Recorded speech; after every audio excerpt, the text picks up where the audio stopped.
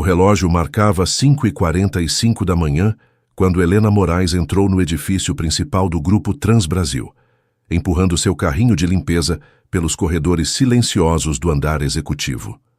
Caminhava com passo firme, sem fazer ruído, como se conhecesse cada canto daquele lugar de memória. E conhecia.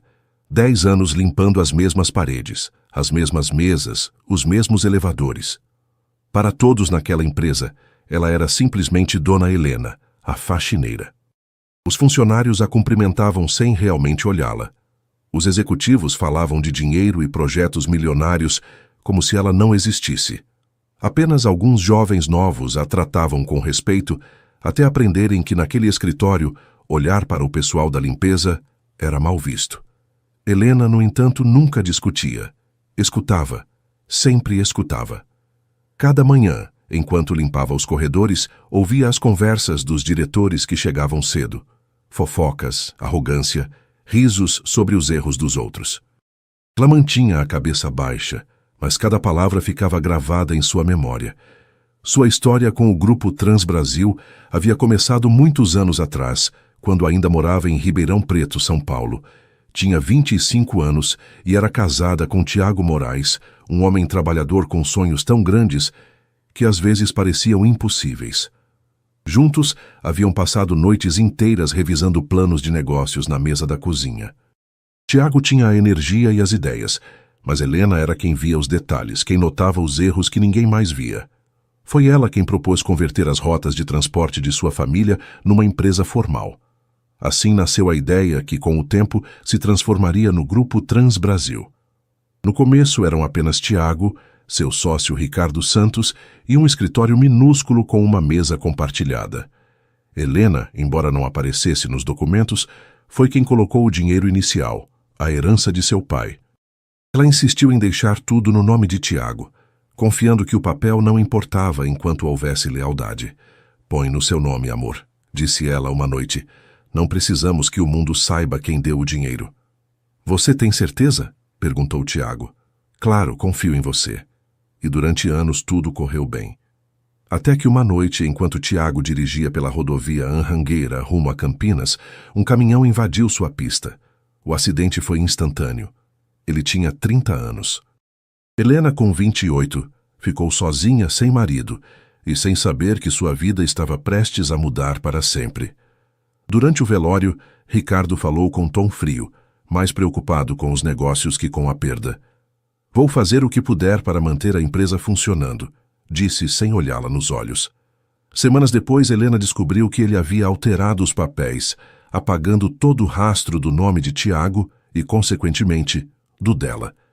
Quis enfrentá-lo, mas algo dentro dela disse que não era o momento. Guardou os documentos originais, os que Tiago havia assinado no início, e ficou em silêncio. Passaram 3 anos. O Grupo Transbrasil cresceu enormemente e Ricardo contratou um jovem ambicioso, Gustavo Andrade, um MBA arrogante que sabia mais de imagem do que de logística. Helena ouviu uma vez na televisão falando sobre sua empresa. Sua empresa. As palavras arderam por dentro.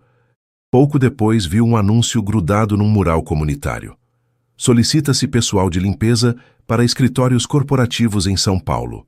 E embaixo, o logo da Transbrasil. Naquela mesma tarde, Helena pegou um ônibus, colocou um boné velho e apresentou uma solicitação com nome diferente. Ninguém a reconheceu, nem Ricardo nem Gustavo. Assim começou sua nova vida. 10 anos limpando sua própria empresa sem que ninguém soubesse. Durante esse tempo, viu como o ambiente se tornava cada vez mais tóxico. Executivos prepotentes, funcionários mal pagos, demissões injustas.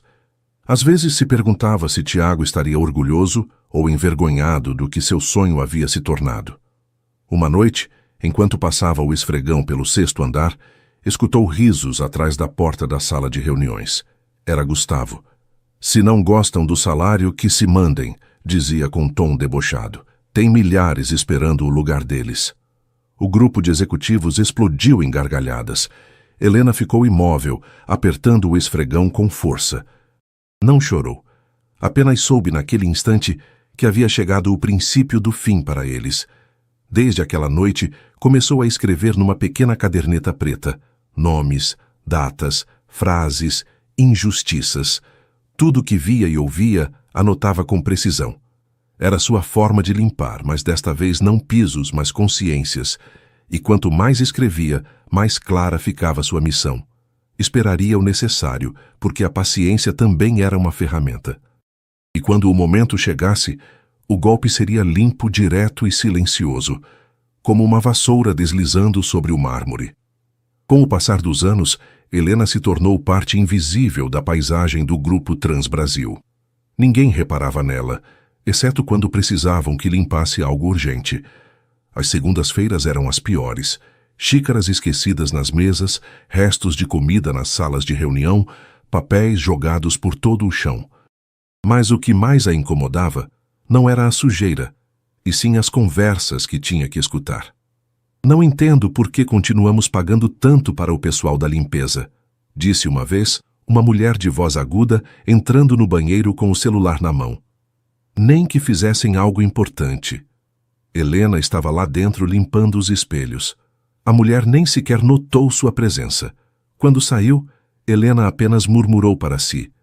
Se soubesse quem assina seu contra-cheque, não falaria assim. Às vezes pensava que sua paciência tinha limites, mas lembrava das palavras de seu marido. O poder não se grita, se demonstra. Então continuava dia após dia com um sorriso tranquilo e o olhar baixo. Por fora, parecia resignada. Por dentro, era uma tempestade calculando seu próximo passo. Uma quinta-feira à tarde, enquanto passava o pano no corredor do 7º andar, um jovem a cumprimentou com um sorriso sincero. Bom dia, dona Helena. Era Ricardo Santos Filho, o filho do antigo sócio de seu marido. Tinha apenas 24 anos, cabelo castanho claro e uma gentileza que não parecia herdada. Bom dia, jovem, respondeu ela, um pouco surpresa de que alguém com aquele sobrenome se dirigisse a ela com respeito. A senhora trabalha aqui há muito tempo? Perguntou ele. Bastante, disse limpando a moldura de uma porta. Já vi passar mais chefes do que me lembro. Riu sem suspeitar do duplo sentido de suas palavras. Pois a mim acabaram de dar uma chance como estagiário. Meu pai diz para começar de baixo. Helena o olhou com uma mistura de ironia e curiosidade. De baixo se aprende tudo, jovem. Só não esqueça de olhar bem onde pisa. Ricardo Filho não entendeu completamente, mas simpatizou com aquela senhora de uniforme amarelo. O que ele não sabia era que Helena estava anotando em sua caderneta cada nome dos que participavam das reuniões onde ele servia café. Aquele rapaz, sem saber, seria uma peça importante em seu tabuleiro. Dias depois, Helena teve um encontro inesperado com um homem no estacionamento. Ele estava revisando uns documentos dentro de uma van com o logo da Transportes Navarro. Quando levantou o olhar, seus olhos se cruzaram. Helena, disse ele surpreso. Ela ficou gelada por um segundo. Era Sérgio Navarro, um velho amigo de Tiago. Haviam se passado mais de uma década, mas ele a reconheceu na hora. Não pode ser. Todos pensavam que você tinha ido embora do país. Shh, sussurrou ela. Ninguém pode saber que estou aqui. Sérgio franziu a testa. O que está fazendo trabalhando como faxineira? Depois te explico, mas preciso que consiga cópias dos contratos de transporte assinados este ano. Para quê? Porque tem dinheiro que não bate e preciso de provas. Ele a olhou hesitando uns segundos e depois assentiu. Por Tiago, vou fazer. Naquela noite, enquanto os demais funcionários iam embora, Helena revirou as gavetas da área de manutenção. Havia conseguido um cartão de acesso que um supervisor tinha esquecido numa prateleira. Essa credencial lhe permitia entrar no arquivo digital do 3º andar. Seu plano avançava. Começou a tirar fotos dos relatórios e guardá-las num pendrive que escondia dentro de sua vassoura, atrás de uma tampa falsa que ela mesma havia fabricado. Cada semana Sérgio passava pela empresa e lhe entregava mais documentos. Ninguém suspeitava de nada. Enquanto isso, no mesmo prédio, um jornalista chamado Oscar Beltrão começava a receber e-mails anônimos. As mensagens vinham sem assinatura, mas continham detalhes muito precisos sobre fraudes internas no Grupo Transbrasil. Oscar trabalhava para um portal local e costumava cobrir histórias sobre injustiças trabalhistas. Os primeiros e-mails ignorou, até que um incluía uma fotografia, um relatório com a assinatura de Gustavo Andrade aprovando cortes ilegais nos benefícios dos funcionários. Isso chamou sua atenção. O assunto do e-mail dizia apenas: "A limpeza começa de cima." Sem saber, estava se comunicando diretamente com Helena. Na empresa, Gustavo Andrade continuava se comportando como se fosse dono do mundo. Tinha 38 anos, um ego enorme e um gosto particular por humilhar os outros. Naquela segunda-feira, ao chegar ao trabalho, viu Helena esfregando a entrada principal. "Cuidado com o chão!" gritou debochando. "Não quero que suje meus sapatos, senhora." "Pode deixar, doutor", respondeu ela com voz tranquila. "A vida já se encarrega de limpá-los." Ele nem sequer escutou a indireta. Ricardo Santos, seu antigo sócio, havia retornado ao Brasil após uma longa temporada no exterior. Gustavo o recebeu com sorrisos falsos, sabendo que precisava de seu voto para manter o controle da diretoria. "O negócio vai de vento em popa", dizia Gustavo. "Os números estão melhores que nunca." Ricardo assentiu, mas por dentro sabia que algo não batia. Os rumores de má gestão começavam a chegar até ele. Ainda assim, seu orgulho não lhe permitia imaginar que a mulher que traíra continuava viva e dentro de sua própria empresa. Helena, por sua vez, continuava escrevendo em sua caderneta preta. Às vezes anotava frases como "Cíntia, licença negada por filho doente", ou "Reunião sexto andar", comentário preconceituoso do diretor. Guardava cada detalhe, não por vingança, mas porque sabia que o poder estava na verdade. Uma noite, ao sair do prédio, encontrou Maria Torres, outra faxineira, sentada no estacionamento chorando. "O que foi, Maria?" "Meu filho teve um acidente", soluçou. "Pedi licença, mas o chefe disse que se faltar, vão descontar do meu salário." Helena cerrou o punho. "Vá com seu filho. Eu cubro seu turno." "E se me demitirem?" "Deixe tentarem", respondeu com calma. "Um dia eles é que vão pedir licença." Enquanto Maria se afastava, Helena marcou um número de seu telefone. "Héctor", disse em voz baixa, "já é hora de preparar os papéis." Do outro lado, seu advogado respondeu com tom sereno. "Tem certeza?" "Totalmente. Esperei tempo demais."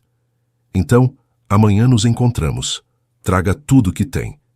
"Você se surpreenderia com o que guardei todos esses anos", disse ela olhando sua caderneta.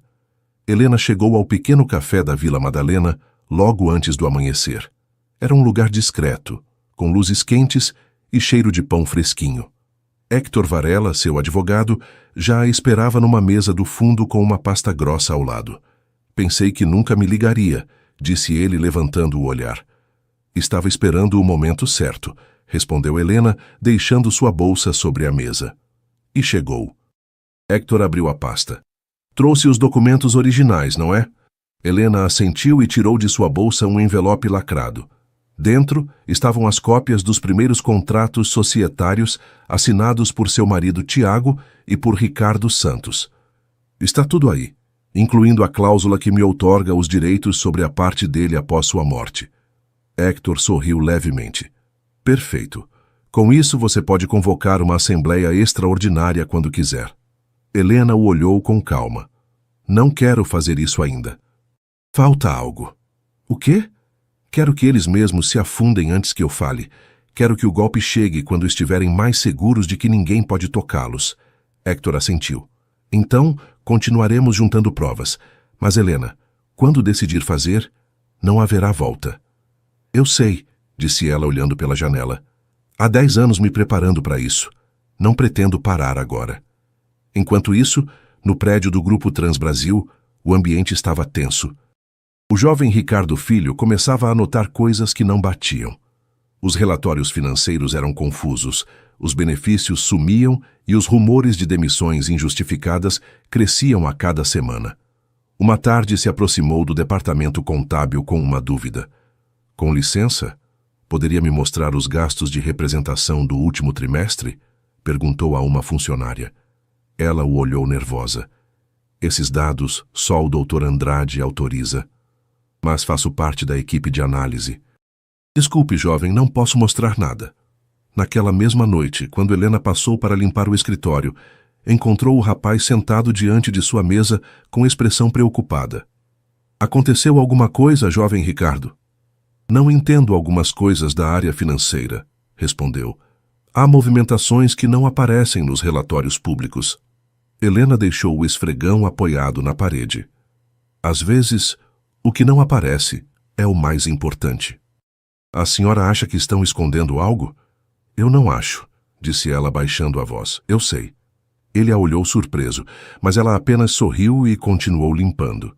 Na manhã seguinte, Gustavo Andrade reuniu a equipe diretiva na sala principal. Temos que cortar gastos, disse com tom firme. A área de limpeza custa demais. Estou considerando contratar uma empresa terceirizada mais barata. Patrícia Leiva, sua assistente, assentiu sem questionar. Também sugiro eliminar os vale-refeições, acrescentou Gustavo. Não precisamos disso. Ricardo Santos, o sócio majoritário visível, não opinou. Apenas observava em silêncio. Helena escutava do corredor, fingindo limpar o vidro. Cada palavra era mais um prego no caixão daquela equipe. Naquela noite, em sua casa modesta na zona leste de São Paulo, Helena colocou sobre a mesa a caderneta preta, o pendrive e um pacote de documentos que Sérgio Navarro havia lhe trazido. Com um abajur aceso, começou a organizar tudo. E-mails impressos, notas fiscais e fotografias de reuniões. Sabia que estava perto. Enquanto isso, o jornalista Oscar Beltrão continuava recebendo mensagens anônimas. Naquela semana, uma delas trazia nova evidência, um áudio. Escute, dizia a voz de Gustavo. Se reclamam, que se mandem. Quem não estiver feliz pode ir vender coxinha na rua. Oscar reproduziu várias vezes. A voz era clara, inconfundível. Decidiu que era hora de visitar a empresa. Dias depois chegou ao prédio com uma câmera pequena escondida na mochila. Pediu para falar com alguém do Departamento de Relações Públicas, mas disseram que não havia ninguém disponível. Ao sair, viu Helena limpando o saguão e a cumprimentou por cortesia. Ela o observou uns segundos, reconhecendo o nome no crachá. — O senhor é jornalista, verdade? — perguntou. — Sou, Oscar Beltrão. Estou fazendo uma matéria sobre condições trabalhistas. Helena baixou a voz. Então está no lugar certo. Sem dizer mais, discretamente lhe passou um papel com um número de telefone. Me ligue hoje à noite, mas não diga meu nome. Oscar a olhou surpreso. Quem é a senhora? Apenas alguém que há muito tempo limpa a sujeira dos outros, respondeu ela, e continuou esfregando como se nada tivesse acontecido. Naquela mesma noite conversaram por telefone. O que quer que eu faça com essa informação? Perguntou Oscar. Ainda nada, mas quando eu disser, publique tudo e não deixe que a calem. A senhora faz parte do pessoal da limpeza? Digamos que faço parte da história, disse ela desligando. Enquanto isso, dentro da empresa, Patrícia Leiva começou a suspeitar que alguém estava vazando documentos. Uma tarde, entrou no escritório de Gustavo com expressão preocupada. Alguém está passando informações confidenciais. Encontrei cópias de relatórios que nunca deveriam ter saído daqui. Gustavo bateu na mesa. Quem? Ainda não sei, mas pode ser alguém da área contábil ou um dos estagiários. Encontre o culpado, ordenou ele. E se tiver que demitir metade do pessoal, faça. Naquela mesma semana, demitiram 3 funcionários inocentes. Ricardo Filho os viu saindo com caixas nas mãos, confuso. Pela primeira vez começou a duvidar de seu pai e do próprio Gustavo. Em outro canto do prédio, Helena escutou as notícias da demissão enquanto limpava o corredor. Não disse nada, mas anotou os nomes em sua caderneta. Depois se aproximou da área de recursos humanos e deixou um envelope na caixa de sugestões internas. Dentro havia cópias de notas fiscais falsificadas e transferências aprovadas por Gustavo. Naquela noite voltou a se encontrar com Hector no mesmo café. Tenho tudo, disse entregando um novo pendrive. Hector revisou os arquivos e a olhou impressionado. Isso é suficiente para destituí-lo. Ainda não, respondeu Helena. Ainda falta que se exponham entre eles. Quero que se destruam com sua própria arrogância. Está jogando um jogo perigoso. Há 10 anos limpando a sujeira deles. Já não tenho medo. Quando saiu do café, o céu começava a chover. Helena caminhou devagar pela calçada sem guarda-chuva, deixando que a água encharcasse seu uniforme amarelo. Não fazia por drama. Fazia porque sentia que a tempestade que esperara tanto tempo finalmente estava por começar. E enquanto as luzes da cidade se refletiam nas poças, pensou em seu marido Tiago, no que ele teria dito se pudesse vê-la agora. Talvez sorrisse e lhe dissesse o mesmo de sempre. Helena, quando você limpa algo muito sujo, tem que fazer com calma. Se fizer depressa, só espalha a poeira. Ela sorriu sozinha com os olhos fechados. Sua calma estava por terminar. A limpeza verdadeira estava prestes a começar. Vamos fazer um jogo para quem lê os comentários. Escrevam a palavra vassoura na seção de comentários. Só quem chegou até aqui vai entender. Continuemos com a história. Os dias seguintes no grupo Transbrasil foram um turbilhão. Os rumores sobre demissões, vazamentos e cortes corriam pelos corredores como corrente elétrica. O pessoal da limpeza, os motoristas e os administrativos falavam em voz baixa, sabendo que qualquer palavra poderia custar-lhes o emprego. Helena continuava cumprindo sua rotina com precisão. Chegava antes de todos. Ia embora depois que o último elevador se apagava. Mas essa calma aparente escondia algo. Cada movimento seu tinha um propósito. Já não apenas limpava, também colocava discretamente câmeras pequenas que seu amigo Sérgio havia lhe facilitado. As escondia atrás de quadros ou nos cantos do teto, exatamente onde os executivos costumavam falar sem filtro. Uma noite, uma dessas câmeras gravou algo que mudaria tudo. Gustavo Andrade e Patrícia Leiva estavam na sala de reuniões discutindo acaloradamente. Te disse que não podia mexer nesse dinheiro, reclamava ela. A área contábil já está desconfiando. Relaxa, Patrícia. Ninguém vai descobrir nada, respondeu ele com arrogância. E se descobrirem, então diremos que foi um erro administrativo. Sempre funciona. Helena assistiu ao vídeo de seu telefone na madrugada, com o coração acelerado. Baixou, guardou na memória e escreveu uma única linha em sua caderneta. Prova final conseguida. Enquanto isso, Ricardo Filho continuava notando coisas estranhas. Um dia, ao revisar uma pasta esquecida na impressora, encontrou uma folha com transferências dirigidas a uma conta desconhecida. O responsável pela aprovação era Gustavo Andrade. Não entendia muito de números, mas sabia que algo estava errado. Decidiu buscar ajuda e foi diretamente com a única pessoa na empresa que lhe inspirava confiança. Helena. Dona Helena, pode vir um momento? Disse em voz baixa. Claro, jovem. O que houve? Mostrou os papéis e ela os olhou com cuidado. Onde encontrou isso? Na impressora do 5º andar. Ninguém percebeu. Helena sorriu. Você tem bom olho. Guarde isso e não diga nada. A senhora sabe o que significa? Significa que logo vai haver uma limpeza muito grande. Ricardo Filho a olhou confuso, sem saber se falava sério ou em metáfora. Naquela mesma noite, Helena ligou para Héctor. É hora de fazer, disse com voz firme. Convoque a assembleia. Tem certeza? Sim, e garante que o aviso chegue diretamente a Ricardo Santos e a Gustavo Andrade. Quero que os dois estejam presentes. Está pronta para enfrentá-los? Há anos esperando este dia, Héctor. Minhas mãos já não tremem mais. No dia seguinte, a notícia da Assembleia Extraordinária correu entre os diretivos como um raio. Ninguém entendia quem a havia convocado nem por quê. Gustavo se mostrou irritado. Quem autorizou isso? Gritou em seu escritório. Não sei, respondeu Patrícia nervosa. A notificação veio do escritório Varela e Associados. E quem diabos é esse? Um advogado de Ribeirão Preto. Gustavo franziu o senho. Então alguém está brincando conosco. Enquanto eles tentavam entender o que acontecia, Oscar Beltrão continuava preparando sua matéria. Já tinha provas suficientes. Os áudios, os documentos e os depoimentos de vários ex-funcionários que haviam sido demitidos injustamente. Só esperava um sinal da fonte anônima. Esse sinal chegou naquela mesma tarde. Uma mensagem curta, sem remetente. Amanhã às 10, Assembleia Geral. Leve a câmera. Helena passou toda a noite preparando sua roupa. Guardou o uniforme amarelo numa caixa e tirou do armário um conjunto que não usava há anos, uma blusa azul marinho e um blazer sóbrio. Diante do espelho, prendeu o cabelo e respirou fundo. Não era vaidade, era símbolo. Pela primeira vez em uma década, se vestiria como a mulher que realmente era. Ao chegar ao prédio, os guardas quase não a reconheceram. "Bom dia, senhora. Tem agendamento?" perguntou um.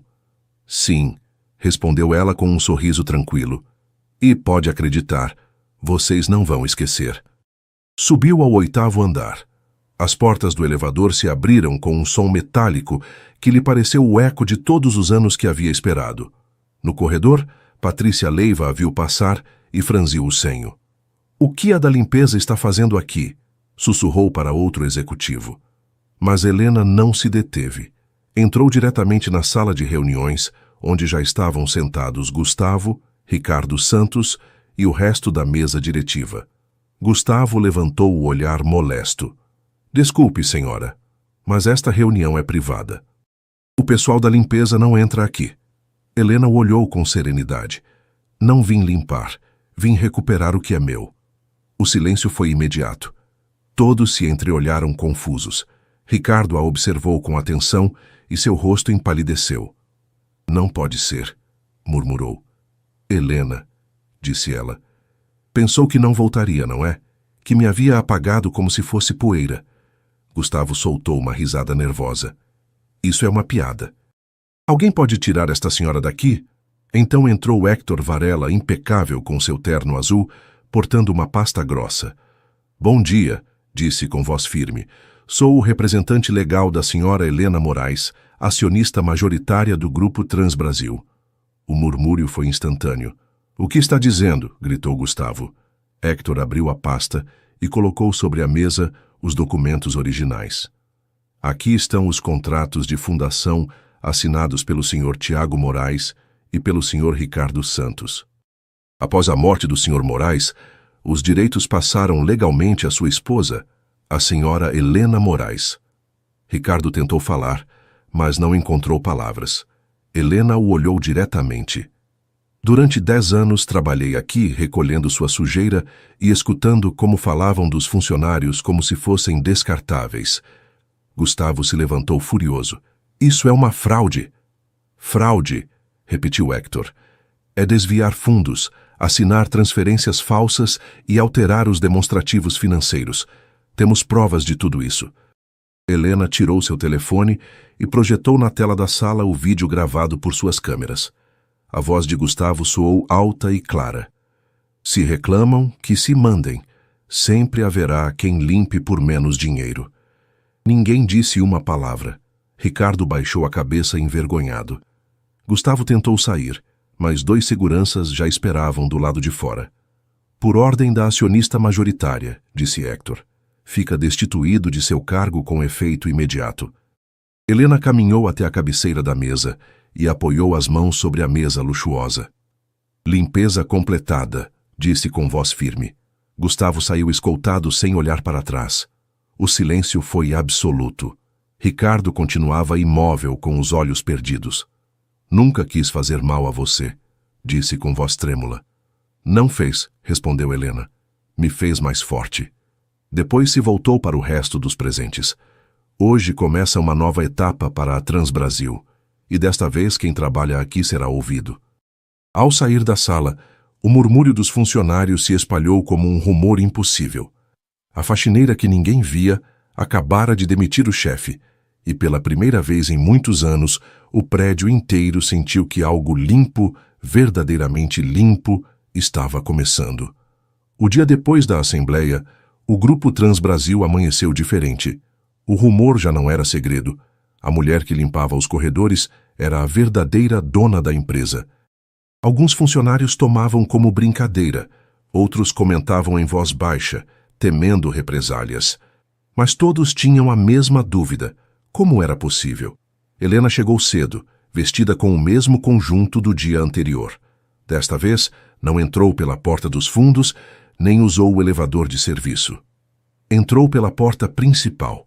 Os guardas se perfilaram sem que ela pedisse. O logotipo dourado da Transbrasil brilhava sobre a parede do saguão e, pela primeira vez em muito tempo, ela o olhou sem raiva. Subiu diretamente a seu novo escritório, o que antes havia pertencido a Gustavo Andrade. Sobre a mesa ainda havia uma caneca com seu nome gravado. Helena a pegou, esvaziou na lixeira e a colocou de lado, limpa. Não fez com ódio, mas com a calma de quem entende que as coisas velhas devem dar espaço às novas.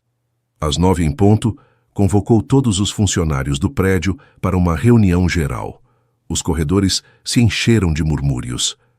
Os motoristas, as recepcionistas, o pessoal da limpeza e os administrativos se reuniram no salão principal, olhando incrédulos como Helena subia ao palco. "Bom dia a todos", disse com voz firme. "Sei que muitos não entendem o que aconteceu ontem e têm razão. Foi algo que ninguém viu vindo. O silêncio era total. Durante 10 anos trabalhei aqui como faxineira. Escutei suas queixas, vi as injustiças e senti na própria pele o que significa ser invisível. Alguns baixaram a cabeça envergonhados. Mas hoje isso termina. Esta empresa foi fundada com esforço, não com arrogância. E quero que volte a ser o que era, um lugar digno para todos." Uma mulher de recursos humanos levantou a mão. "O que vai acontecer com as demissões recentes?" "Serão revisadas", respondeu Helena. "Se alguém foi demitido injustamente, terá a oportunidade de voltar." Outro funcionário perguntou. "E os benefícios que eliminaram serão restituídos?" "Sim. E quero que saibam que de agora em diante, os benefícios, as horas extras e as férias não se decidirão atrás de uma porta fechada." Um murmúrio percorreu a sala, não de medo, mas de alívio. No fundo, Pedro Luna, um dos motoristas, levantou seu boné e gritou: "Assim se fala, chefe." As risadas encheram o lugar. Helena sorriu sem se acostumar ainda a que a chamassem assim. "Não sou a chefe de vocês", disse. "Sou parte da mesma equipe, só que desta vez me toca limpar de cima para baixo." Depois da reunião, muitos funcionários se aproximaram para cumprimentá-la. Maria Torres, a faxineira que havia chorado por seu filho, lhe deu um abraço. "Obrigada por não esquecer de nós, dona Helena." "Agora me chame só de Helena", respondeu ela com carinho. "Todos aqui merecem respeito, não títulos." Enquanto isso, no escritório do antigo sócio, Ricardo Santos se debatia entre a culpa e a humilhação. Seu filho, Ricardo Filho, entrou sem bater na porta. "Por que não me disse nada?", reclamou. "Por que me fez acreditar que Helena era uma desconhecida?" Ricardo passou a mão pelo rosto cansado. "Você não entenderia. Foi há muito tempo." "Claro que entendo", respondeu o jovem. "Você roubou algo que não lhe pertencia." O pai se levantou alçando a voz. "Sua mãe estava doente. Precisávamos do dinheiro." "Não tente se justificar", replicou o filho. "Ela não tirou nada de você. Você é que tirou dela." O silêncio encheu a sala. Pela primeira vez, Ricardo Filho viu seu pai como realmente era. Um homem derrotado por suas próprias decisões. Sem dizer mais, saiu do escritório e fechou a porta. Horas depois, os noticiários locais e as redes sociais começaram a falar do escândalo. O jornalista Oscar Beltrão havia publicado sua matéria com o título "A Mulher que Limpou a Corrupção, 10 anos trabalhando como faxineira na empresa que fundou." A nota se tornou viral em questão de horas. As imagens do momento em que Helena destituía o CEO se espalharam por todos os meios. Alguns a chamavam de "a chefe invisível", outros de "a dona silenciosa", mas a ela não importavam os nomes. Enquanto os telefones da empresa tocavam sem parar, Helena permanecia em seu escritório revisando contratos. "Quer que dê uma entrevista coletiva?", perguntou Hector por telefone. "Não", respondeu ela. "Não tenho nada a provar. O importante não é que me vejam, mas que a mensagem fique clara." No entanto, o escândalo não tardou em incomodar certos investidores. Patrícia Leiva, que havia guardado silêncio durante a assembleia, tentou se aproximar. "Helena", disse com um tom suave, Talvez devêssemos lidar com isso com mais discrição. A imprensa pode prejudicar a imagem da companhia. Helena levantou o olhar de seus papéis. A imagem se limpa com fatos, não com desculpas. Se querem reputação, comecem por respeitar as pessoas que os fazem ganhar dinheiro. Patrícia não respondeu, apenas assentiu e saiu do escritório. Naquela mesma tarde, Oscar Beltrão foi procurá-la. Senhora Moraes, poderia me dar uma entrevista? Helena o observou uns segundos. Apenas se me prometer uma coisa. O que quiser. Não fale de mim, fale deles, dos que trabalham, dos que aguentam o maltrato, dos que continuam vindo cada dia sem saber que também merecem respeito. Oscar sorriu. Fechado. E outra coisa, acrescentou ela, não publique meu endereço. Já tenho gente suficiente batendo na porta. Ao anoitecer, os corredores do prédio se sentiam distintos. O ambiente já não era de medo, mas de curiosidade, até esperança. Os funcionários ficavam mais tempo conversando, alguns rindo pela primeira vez em meses. Helena caminhava pelos corredores, observando as mesas, as plantas e as janelas limpas. Ao chegar à porta da área de manutenção, se deteve. O carrinho amarelo de limpeza continuava ali, tal como havia deixado. Olhou em silêncio e sorriu. Não vou guardá-lo ainda, murmurou. Ainda há muito que limpar. No dia seguinte convocou uma nova reunião, mas desta vez não com executivos, e sim com trabalhadores de todos os níveis. Quero escutá-los, disse. Não me interessa falar sozinha. Durante 2 horas, os funcionários contaram tudo que nunca se haviam atrevido a dizer. As horas extras não pagas, os insultos, os tratamentos injustos. Helena tomou nota de tudo. Cada uma dessas coisas se resolverá, prometeu. E se alguém tentar impedir, vá embora. Assim de simples. Quando a reunião terminou, Pedro Luna se aproximou com um sorriso e ofereceu um refrigerante. A sua saúde, chefe. Helena levantou a lata e bateu com a dele. Pelos que nunca paramos de trabalhar, disse. Naquela noite, ao sair do prédio, viu um grupo de funcionários rindo diante do portão. O ambiente era outro. Helena respirou fundo. Sabia que o mais difícil apenas começava, mas pela primeira vez em muitos anos, sentia que estava limpando algo maior que um chão. Estava limpando uma história inteira. Durante as semanas seguintes, o Grupo Transbrasil se converteu em campo de prova. Os funcionários estavam entusiasmados com as mudanças, mas nem todos compartilhavam esse sentimento. Nos andares superiores, os diretivos mais antigos cochichavam nos corredores, questionando a autoridade de Helena. Uma mulher da limpeza não pode dirigir uma corporação, dizia um. Isso não vai durar, acrescentava outro. Logo cometerá um erro e tudo voltará ao normal. Helena escutava esses comentários cada vez que passava perto, mas já não a afetavam. Havia passado 10 anos ouvindo coisas piores. Agora o importante era agir. Sua primeira ordem foi auditar todos os contratos assinados durante os últimos 5 anos. Descobriram dezenas de irregularidades, sobrepreços, fornecedores fantasmas, gastos inflados. Entre eles estava Transportes do Norte, uma empresa que supostamente prestava serviços logísticos, mas que na realidade não existia. As faturas iam para uma conta ligada a Ricardo Santos. Temos a prova, disse Héctor Varela ao mostrar os documentos. Isso é desvio de verbas. Helena os olhou com serenidade.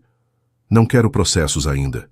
Que seja a verdade que o alcance, e se ele se antecipar, que tente. Tenho mais paciência que ele. Mas Ricardo não pensava ficar quieto.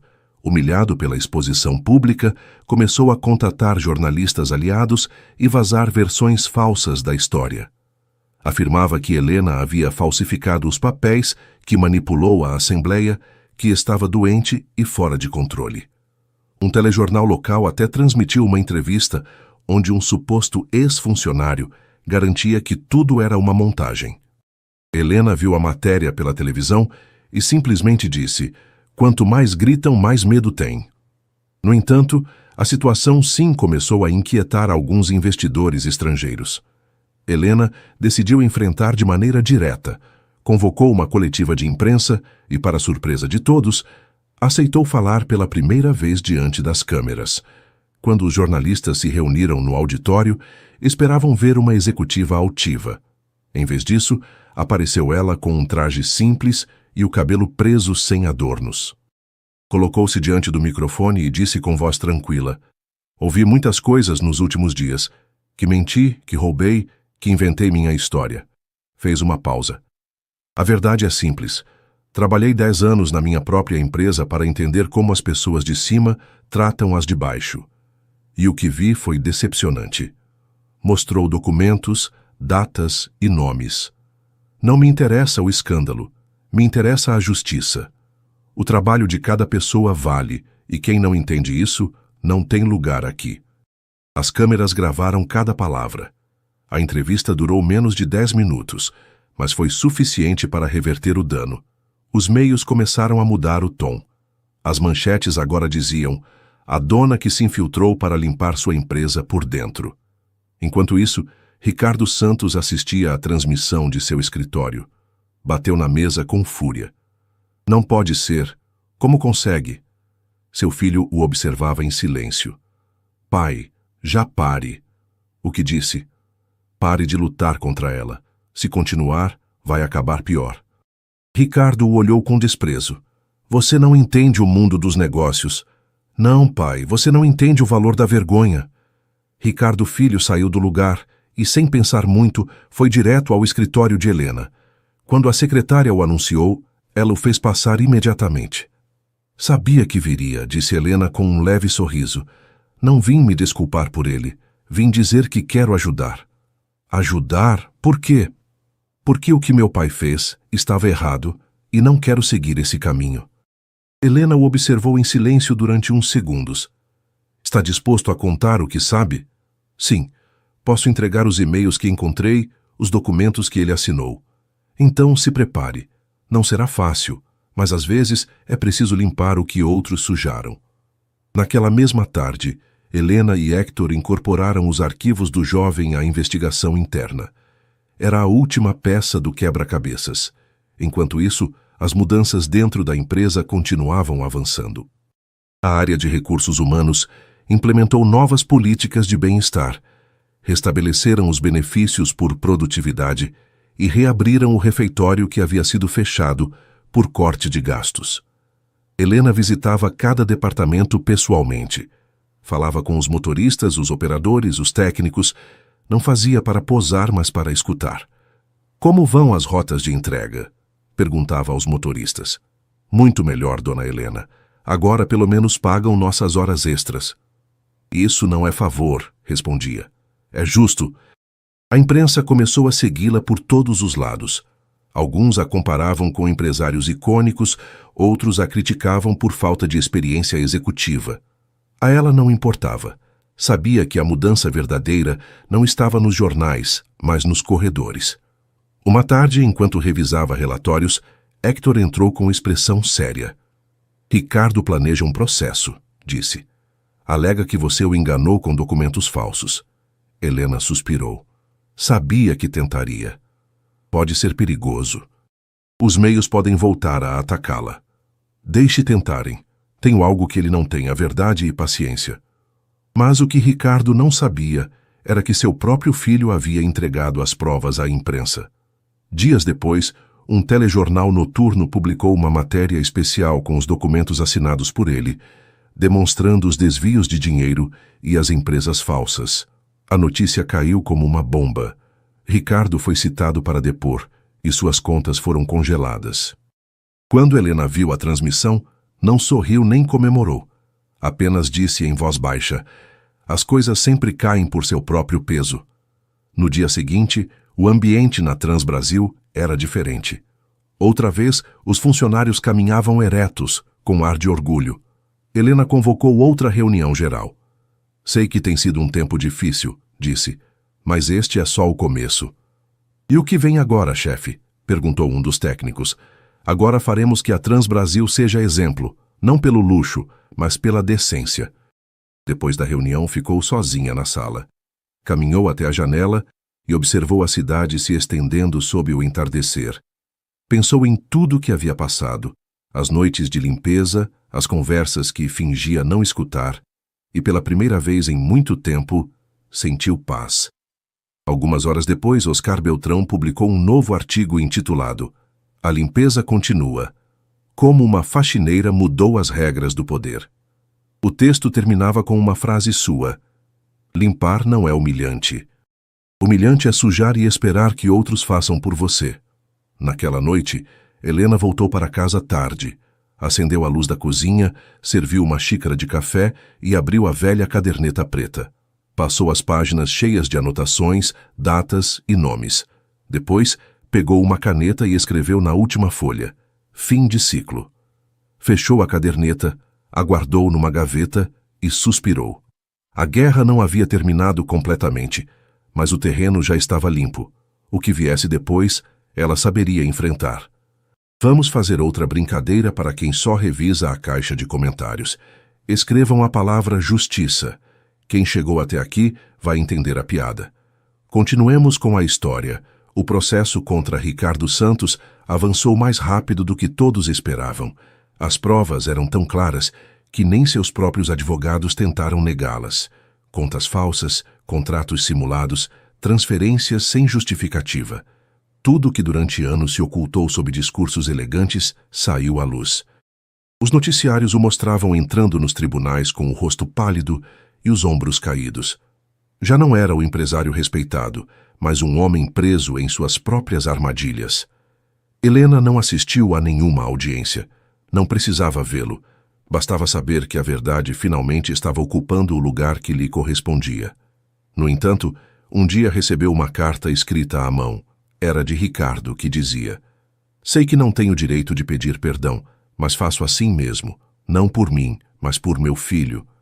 Tomara que ele não herde meus erros. Helena leu a carta em silêncio. Não sentiu ódio nem alívio.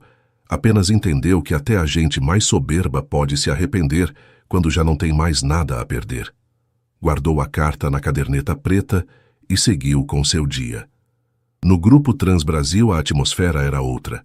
Os funcionários já não temiam falar. As reuniões eram mais curtas, as decisões se tomavam em equipe e as portas da diretoria estavam sempre abertas. O refeitório agora servia comida quente para todos, sem distinções entre cargos. Os guardas, os motoristas e os técnicos almoçavam junto aos gerentes, algo impensável meses atrás. Um dia, Helena desceu ao depósito e encontrou Pedro Luna e outros trabalhadores decorando uma parede. "O que estão fazendo?" perguntou. Pedro sorriu. "Pintando algo que nos lembre quem somos." Quando se aproximou, viu um mural com o logotipo da empresa e uma frase que dizia: "Aqui todos somos Transbrasil." Helena ficou observando uns segundos comovida. "Está lindo", disse, "mas falta algo." Pegou um marcador e embaixo da frase escreveu com sua letra firme: "O respeito não se pede, se dá." Todos aplaudiram.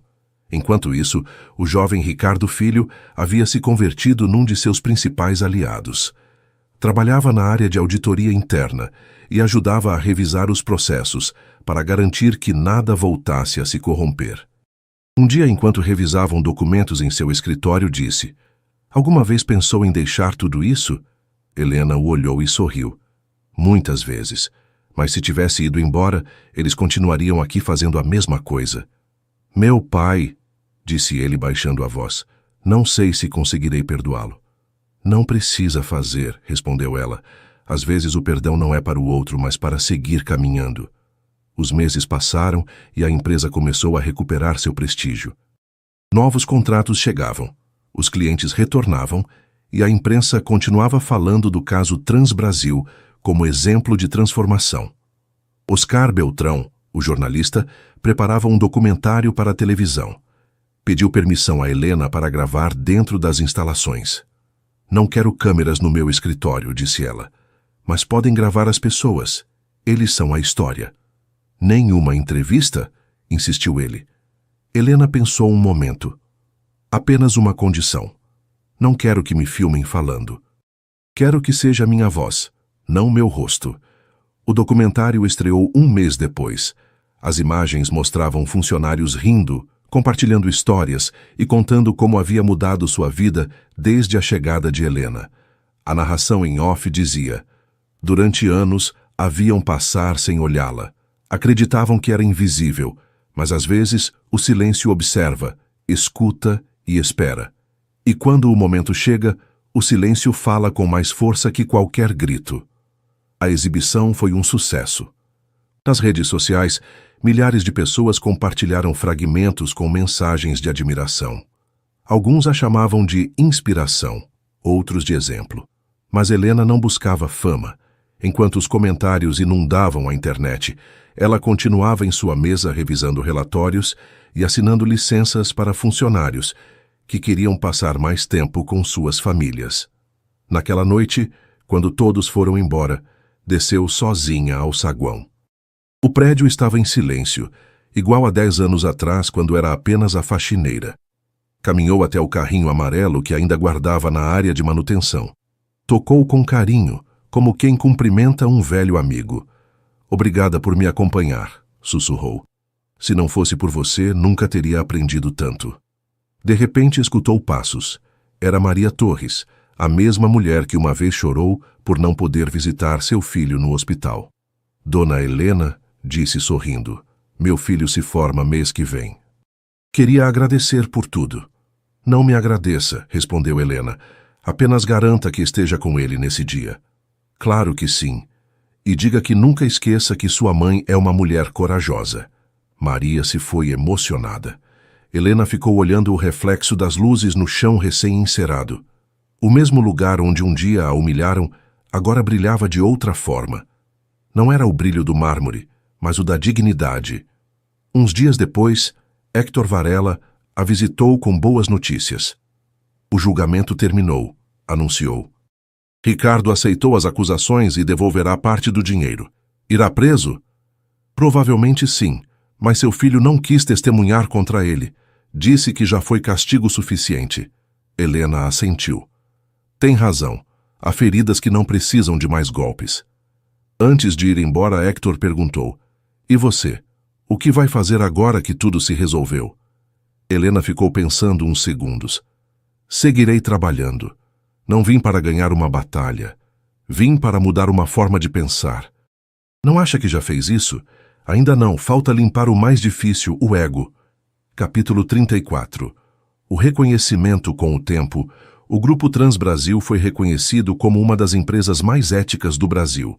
Receberam prêmios, apareceram em revistas, mas Helena sempre rejeitava as entrevistas pessoais. "Se querem uma foto", dizia, "que apareça todo mundo. Eu já tive visibilidade suficiente varrendo o chão." Uma tarde de sexta-feira, Ricardo Filho entrou em seu escritório com um envelope. "Isso é para a senhora", disse. Dentro havia um desenho feito pelo filho de Maria com lápis de cor. Era um retrato dela com um uniforme amarelo e uma vassoura na mão. Embaixo, uma frase infantil escrita com letra torta. "Obrigado por limpar o que outros sujaram." Helena sorriu. De todos os reconhecimentos que havia recebido, esse era o mais importante. Ao cair da noite, subiu ao terraço do prédio e olhou as luzes de São Paulo se estendendo como um mar brilhante. O vento mexia seu cabelo e por um instante pensou em Tiago. "Conseguimos", sussurrou. "O sonho continua vivo." Fechou os olhos um momento. Sabia que ainda restavam desafios, mas também sabia que nada poderia voltar a sujar o que havia limpado com tanta paciência. O poder não estava nos títulos, mas na verdade. E a verdade, no final, sempre brilha. Capítulo 35. O futuro. Passaram alguns meses desde que o Grupo Transbrasil se transformou completamente. Os velhos escritórios já não cheiravam a prepotência nem medo. O prédio era o mesmo, mas o ambiente era diferente. As paredes pareciam respirar tranquilidade. Os funcionários se cumprimentavam com um sorriso sincero e até os corredores tinham outro brilho. Helena continuava chegando cedo, embora já não precisasse. Era um hábito impossível de quebrar. Às vezes, entrava antes de todos e se servia um café no refeitório, observando como a luz da manhã se filtrava pelos janelões. Aquela calma lhe lembrava seus primeiros dias como faxineira quando ninguém a via. Mas agora não se tratava de invisibilidade, e sim de paz. Uma sexta-feira à tarde, depois de uma longa jornada, Héctor Varela passou para se despedir. Amanhã tenho que viajar para Brasília por uns dias, disse. Antes queria te dar isto. Entregou uma pasta com os documentos finais do caso Transbrasil. Está tudo encerrado oficialmente. Já não resta nenhum pendente. Helena recebeu com um sorriso. Obrigada por me acompanhar em tudo isso, Héctor. Obrigado eu, respondeu ele. Você me lembrou porque me tornei advogado. Quando ele foi embora, Helena ficou sozinha em seu escritório. Abriu a pasta, revisou os carimbos e depois aguardou na gaveta inferior da mesa. Sabia que esse capítulo havia terminado, mas havia outro pendente, um que não estava em nenhum documento. Epílogo: a visita ao cemitério. No dia seguinte se levantou cedo, vestiu um conjunto simples e pegou um táxi rumo aos arredores de São Paulo. O caminho era tranquilo, com montanhas ao fundo e nuvens baixas cobrindo o céu. O motorista a olhou pelo retrovisor. Vai visitar alguém? Sim, respondeu ela com um leve sorriso. Alguém que me ensinou a acreditar. Chegaram a um pequeno cemitério cercado de árvores. Helena caminhou entre as lápides até chegar a uma de pedra cinza com o nome gravado. Tiago Moraes, 1974, 2004. Ficou de pé diante do túmulo por uns segundos em silêncio. Depois, colocou sobre a lápide um ramo de flores frescas e, junto a elas, uma caderneta preta gasta pelo tempo. Era a mesma que havia usado durante 10 anos para anotar tudo que via e escutava. Trouxe a caderneta, Tiago, disse com voz suave. Já não preciso mais dela. Passou a mão sobre a capa com carinho. A empresa voltou a fazer o que queríamos. Não foi fácil, mas conseguimos. O vento soprou entre as árvores e o som pareceu uma resposta. Helena sorriu. Prometi que não deixaria que destruíssem seu sonho. Fez uma pausa e acrescentou com um olhar firme. E também aprendi algo. O poder sem empatia não vale nada. Sentou na bancada junto ao túmulo e ficou olhando o horizonte. Durante um momento, recordou as noites sem dormir, os insultos, os olhares de desprezo. Recordou o dia em que Gustavo a mandou limpar uma mancha inexistente no chão, como se sua dignidade valesse menos que um pano. E depois recordou o instante em que o demitiu diante de todos, de cabeça erguida. Não foi vingança, murmurou. Foi justiça. Levantou-se, arrumou as flores e deu uma última olhada no nome de seu marido. Descanse tranquilo, amor. Já limpei tudo. Ao sair do cemitério, o céu começava a se abrir. O sol iluminava as ruas molhadas e o ar cheirava a terra nova, como depois de uma tempestade. Helena caminhou devagar, sem pressa. Sabia que o passado finalmente havia ficado para trás. Final. A limpeza eterna. Dias depois voltou à empresa. Ao entrar, todos a cumprimentaram com um sorriso e alguns aplausos espontâneos. Não era uma celebração planejada, apenas uma mostra de carinho. Helena agradeceu com um gesto e subiu a seu escritório. Sobre sua mesa havia uma carta. Dizia simplesmente: obrigado por nos ensinar que o trabalho digno não se mede pelo uniforme, mas pelo coração com que se faz. Seus funcionários. Seus olhos se umedeceram, mas respirou fundo. Não queria chorar, mas lembrar. Aproximou-se da janela, olhando a cidade viva sob a luz do meio-dia. Ao longe, se viam os caminhões da Transbrasil saindo da base com as novas cores da empresa. Já não eram cinzas, agora eram amarelos, como seu antigo uniforme. Sorriu ao vê-los. Essa cor que durante anos representou humildade, agora simbolizava força e renascimento. Ao cair da tarde, desceu ao refeitório, onde os funcionários compartilhavam bolo pelo aniversário da fundação da empresa. Pedro Luna levantou seu refrigerante. Pela chefe que nos ensinou a não nos rendermos. Ela levantou seu copo também. Por todos os que nunca pararam de trabalhar, respondeu. As risadas encheram o lugar. Não havia hierarquias, apenas pessoas celebrando ter recuperado a dignidade. Naquela noite, ao fechar o prédio, Helena caminhou uma última vez pelos corredores iluminados. Cada canto lhe recordava algo: os anos de silêncio, as madrugadas limpando o chão, as lágrimas de Maria, o sorriso de Ricardo Filho, o apoio de Héctor. Tudo havia valido a pena. Ao chegar ao saguão, se deteve diante do mural que dizia: "Aqui todos somos Transbrasil". Passou a mão sobre as letras, respirou fundo e sussurrou: "Isso queria Tiago desde o princípio, que todos fôssemos parte da mesma coisa".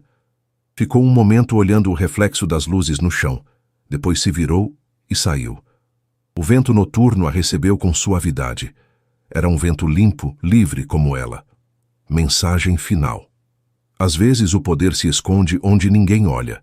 Às vezes a pessoa que limpa o chão é quem construiu a casa. Nunca subestime quem cala, porque o silêncio, quando chega o momento, pode mudar tudo. Helena Moraes nos ensinou que a dignidade não depende do cargo que ocupamos, mas da forma como tratamos uns aos outros, que a paciência pode ser a arma mais poderosa e que no final a verdade sempre encontra seu caminho.